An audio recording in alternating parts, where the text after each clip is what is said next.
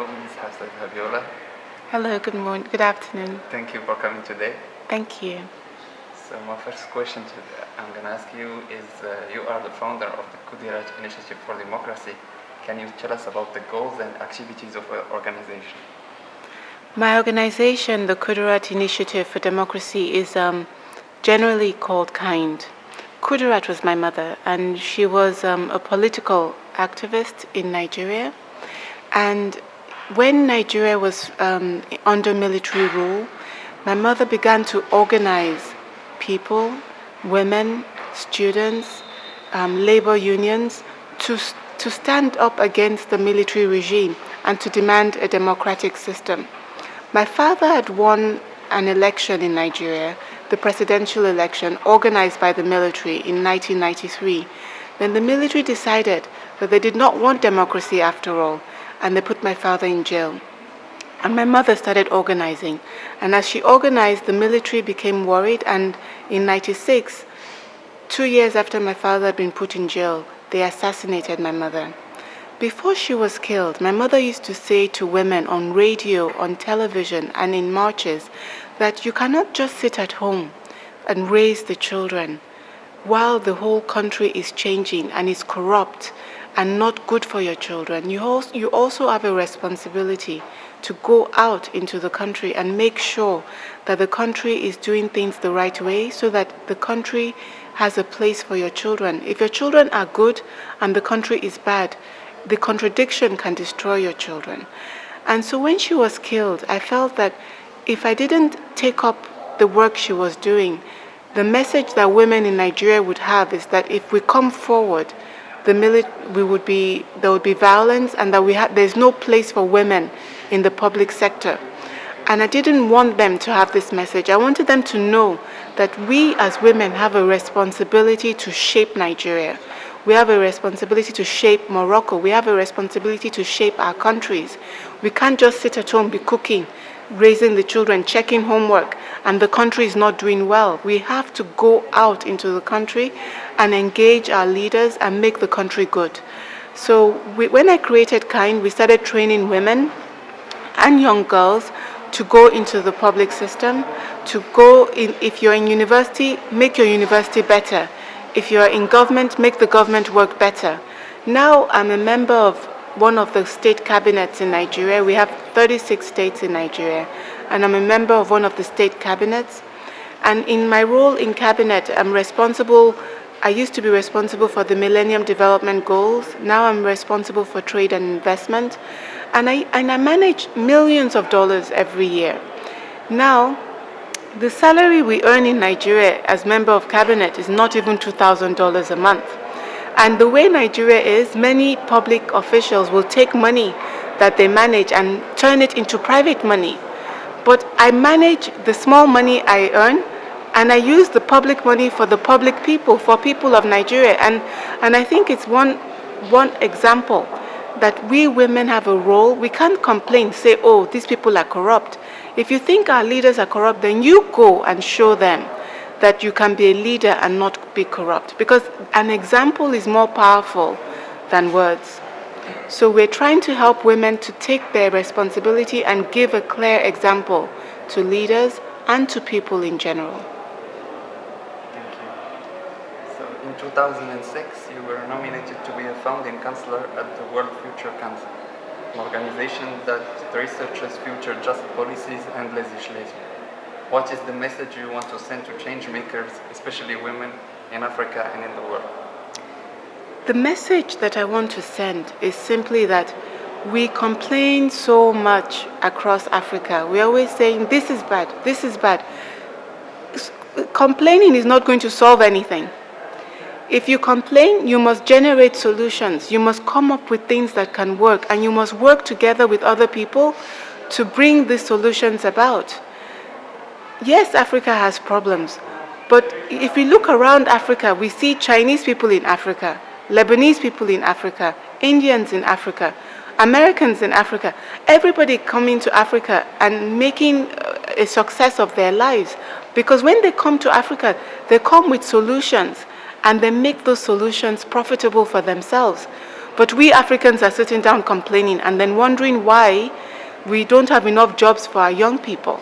We're not going to have jobs for our young people by complaining. We will have jobs for our young people by promoting different solutions and helping young people have the capacity to implement those solutions. I've lived in the United States, I've lived in China, I did my master's in China, I did my university degree in America, in the US. My husband is British and he lives in Belgium. So I've traveled the world and I see that everywhere in the world is full of problems. But what makes the difference between success and failure is the number of people who engage with those problems and come up with solutions. So let us work with love for Africa. Stop fighting each other. Let's fight the problems Africa has and look for how we can come up with policies that work in other places and adapt it for our own unique situation. Women have a role to play because we raise the children. And as we raise the children, as we support men, and as we ourselves are playing a role in our society, let us be an example. It's not good for us to say we don't like corruption and then you harass your husband that he needs to bring more money for a bigger house. Where is he going to find this money? We, by our own actions, by our own values, by our own words, can shape the reality of our countries, and we must shape the right values for the right country. The Morocco Today Forum's theme this year is social entrepreneurship and how we can develop through promoting social innovation for a higher impact. What do you think about such initiatives? I'm so honored to be part of the second edition of the Morocco Today Forum. I think that in Africa, and not just maybe because I live in Nigeria, but I even study other countries in Africa, and I see there's a lot of conversation about politics in Africa, or this politician or that politician, and they're all fighting, and every time before elections, people are fighting. For me, this is so boring. When I used to live in China, you never hear them talking about politicians in China, very rarely. When they find that a politician has been corrupt, you know, in China, they will arrest him, and if they prove it, they will execute him. So that's when you hear about politicians in China. But in general, people are working on together to solve big problems. Every day, the Chinese people would tell me that every Chinese leader cannot sleep because every time that he's sleeping, he's thinking, how do I create more jobs? If we think about the problems in Africa and we sit together and we look at how we can solve them, it will help Africa. I'm really concerned about Morocco. I can see it's a beautiful, small country in the very north of Africa. Then I think of Nigeria. We have 180 million people in Nigeria. Of this 180 million, around 25% don't have jobs of young people, among young people. And another 25%, the jobs they have doesn't pay enough. And they will be thinking of going to Europe. And if they're going to go to Europe through the desert, they will come through, in the end, they may come to Morocco, or they may go to Libya, or Tunisia, or Algeria. So when I think of your small country, I think, well, if we don't solve our own problems in Nigeria, we're going to overwhelm this tiny place, Morocco. And I don't want us to overwhelm Morocco. I want us to come to Morocco on holiday like people from Europe do and spend money that helps your economy. But that has to, to be able to have that reality, we must solve the problems in Nigeria. We must solve the problems in Uganda. We must solve the problems in Kenya. We must solve the problems all over Black Africa, Sub-Saharan Africa. And we must do it together.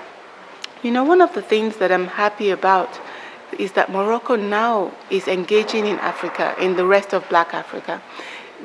OCP has opened a major company in Nigeria, and they're selling phosphate and helping us to do fertilizer in Nigeria. This is going to help boost agriculture in Nigeria. Then we have enough food, and we don't spend so much on importing food. So this is how Morocco is helping us have a win-win in Nigeria, and it will also help Morocco because when we are not looking for food in Nigeria, we won't come and inundate your country. You know, so I think in this way we can look for opportunities that will help Morocco gain, and Nigeria and other countries in Africa gain as well. And this forum is a platform for helping us to do that. His Highness the King Mohammed VI has recently visited Nigeria and launched, along with His Excellency the President Muhammadu Buhari, a strategic partnership between our two countries.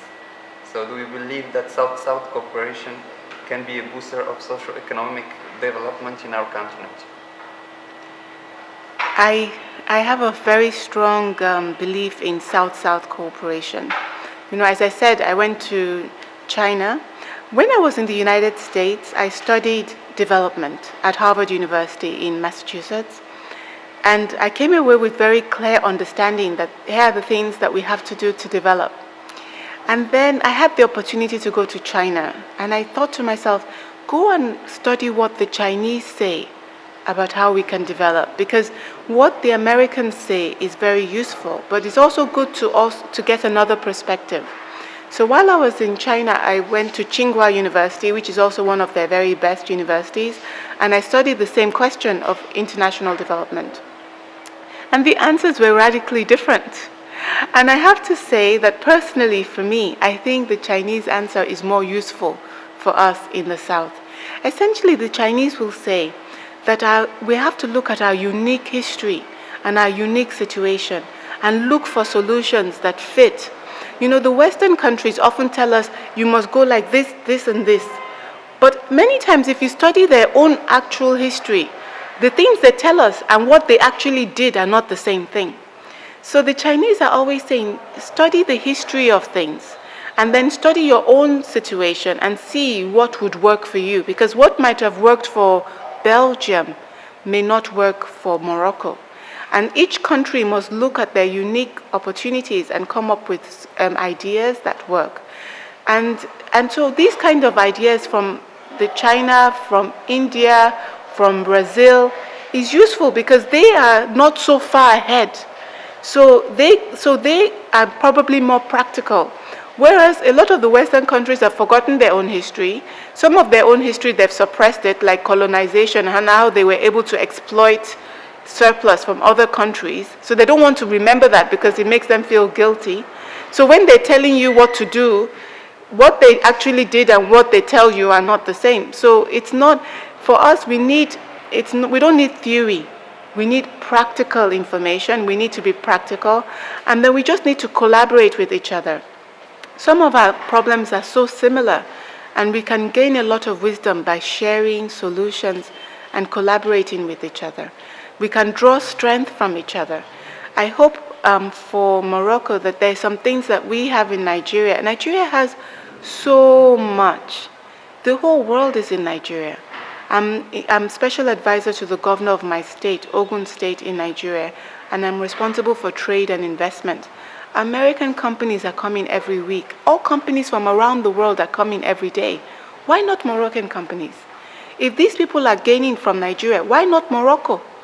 So why should it only be the Western countries gaining from the whole world? Who died and made the Western countries the only worthy countries in the world? God is fair, and God has created all of us, and He has created all our countries with the mind that we can all be happy in the world at the same time. So let us work together to make that reality, a reality for all of us. I think that this is Africa's century. In the last 400 years, Africa has been giving to the world. It's now time for Africa to come together, be united, and take the best of the world to grow Africa. It's our time now, and let's come together to make this reality happen for us.